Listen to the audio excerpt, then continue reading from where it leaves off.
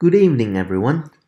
My name is Noah Pham, and I'm a service designer and user experience researcher. Earlier this year, I co wrote a book called Prescriptive Analytics, and I'm co writing two other books on enterprise architecture and transformation. Today, I'm going to tell you one thing about transformation, and that one thing is a huge, scandalous misconception. The misconception is that there is only transformation. But here's the truth. The life of an organization is a series of micro and macro transformations. The goal of those transformations is not to achieve perfect efficiency, but to design the environment that enables the unfolding, developing, and legitimization of new formations. Transformation.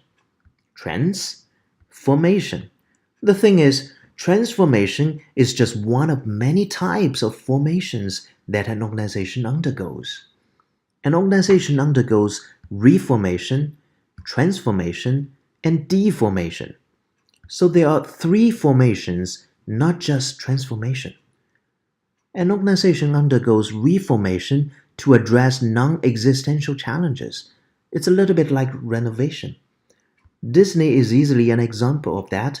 Over the decades, they've done lots of internal reorgs to face new competitions in a vastly changing environment. An organization undergoes transformation to evolve and survive in new environments, often by exploration. Apple and Netflix are the most obvious examples of succeeding by transforming themselves to face new challenges with new businesses and markets. An organization also undergoes deformation to deal with existential crises. If you look at companies like Nokia or BlackBerry after iPhone, it's probably not hard to find clues to their deformations. Now, let's take a closer look at those formations. There are many ways to look at them, and a good angle informs us how we can take action accordingly. Here I'm going to introduce such an angle. There are five essential elements of organizational formation: purpose formation, function formation, process formation, structure formation, and culture formation. Purpose determines the composite identity of the organization, which is a set of roles it plays in the society. Just like an individual whose composite identity can be defined, for instance, as mother, daughter, sister, friend, citizen, employee, volunteer, and guardian.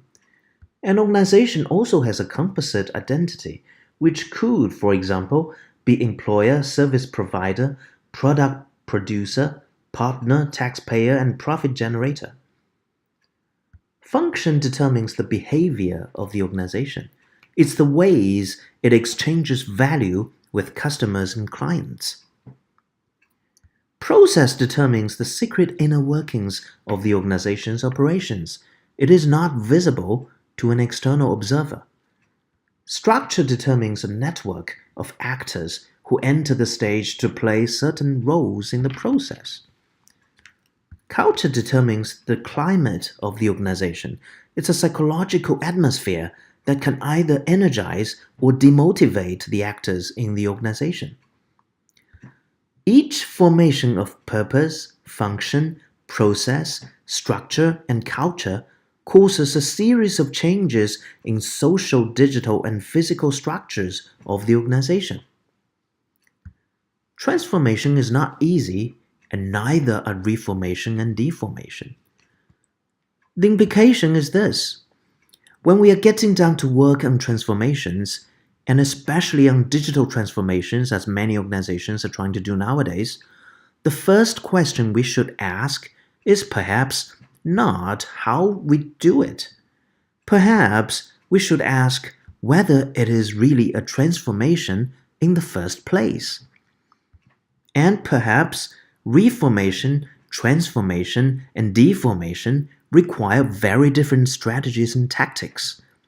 And perhaps not everything we do can and should be put under the all-catching umbrella of transformation. We have to do better than that.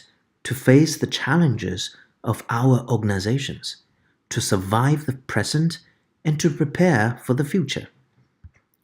If you're interested in the ideas I've just introduced, I welcome you to read two books. One is my friend's previous book, titled Enterprise Architecture Reimagined, and the other is a book called Reinventing Organizations. You can find me on Twitter, LinkedIn, and my website, and I'd love to chat with you about design, innovation, transformation, analytics, and management. Thank you very much.